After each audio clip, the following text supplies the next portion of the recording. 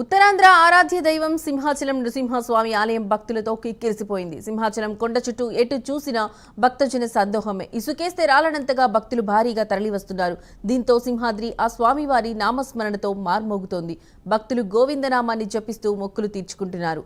ఈ ఏడాది సింహాద్రి అప్పన్న గిరి ప్రదక్షిణ కోలాహలంగా జరుగుతోంది. ఎప్పుడూ రానంత జనం సింహాద్రికి చేరుకుంటున్నారు. మండు టెండలోనూ అప్పన్న కొండ చుట్టూ గిరి ప్రదక్షిణ చేస్తున్నారు. ఈసారి గిరి ప్రదక్షిణకు ఊహించని రీతిలో భక్తులు తరలివచ్చారు. అటు అధికారుల అంచనాకు మించి భక్తులు గిరి ప్రదక్షిణలో పాల్గొంటున్నారు. ఉత్తరాంధ్రతో పాటు ఇతర జిల్లాల నుండి వస్తున్న భక్తులు పెద్ద ఎత్తున పోటెత్తుతున్నారు. భక్తుల తాకిడి పెరగడంతో పోలీసులు భారీ బందోబస్తు నిర్వహిస్తున్నారు. 8K డ్రోన్లతో అణువణువు పరిశీలిస్తున్నారు. ఎన్నడూ లేనంతగా ఈసారి 15,000 మందికి పైగా భక్తులు గిరి ప్రదక్షిణలో పాల్గొన్నారు. ఇంకా భక్తజనం పెరిగే అవకాశం ఉందని అధికారులు చెబుతున్నారు.